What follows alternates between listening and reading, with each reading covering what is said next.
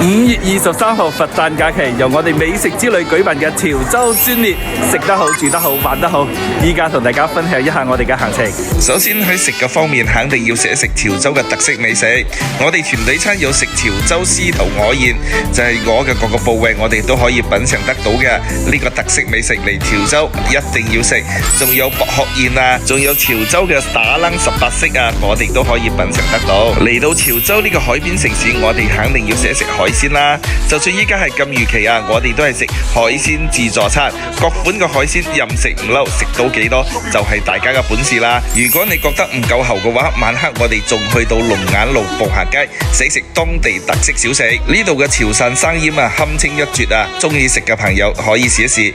如果你腸胃唔好嘅話，我都唔建議你食啦。喺景點方面安排，梗係要俾到大家睇一睇最有特色嘅潮汕英歌表演啦。嚟到潮州冇睇過英歌舞，真係會俾人笑嘅，所以呢個特色節目實會幫大家安排上啊。